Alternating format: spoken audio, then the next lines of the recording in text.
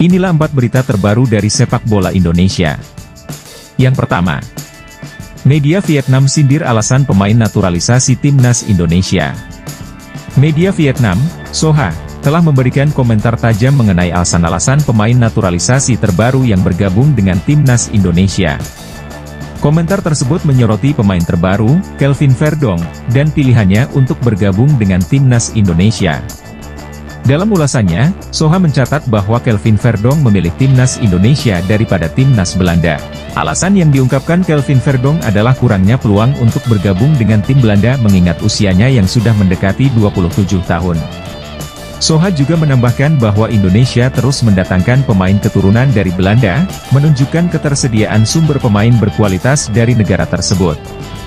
Kompleksitas proses naturalisasi pemain dan pilihan mereka untuk bergabung dengan timnas Indonesia menunjukkan daya tarik dan potensi skuad Garuda di mata pemain internasional.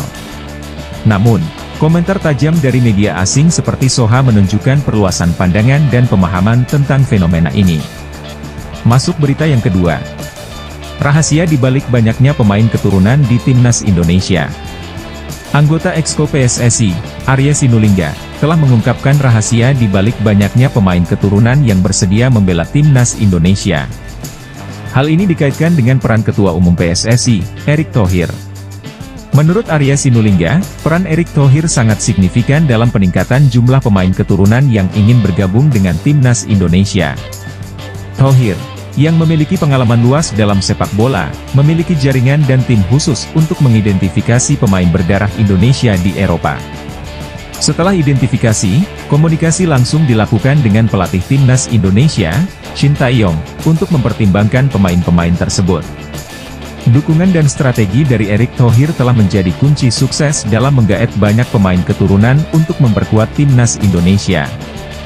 Ini menunjukkan pentingnya manajemen dan visi yang jelas dalam membangun skuad nasional. Masuk berita yang ketiga. Profil pemain terbaru Kelvin Verdong di timnas Indonesia. Kelvin Verdong, bek kiri NA Nijmegen, menjadi sorotan setelah memilih untuk bergabung dengan timnas Indonesia daripada timnas Belanda. Kelvin Verdong, pemain berusia hampir 27 tahun, memiliki statistik yang impresif dengan 28 penampilan, 2 gol, dan 2 assist bersama Nijmegen. Meski pernah membela timnas Belanda U21, Verdong memilih Indonesia karena melihat peluang lebih besar dan realistis untuk berkontribusi.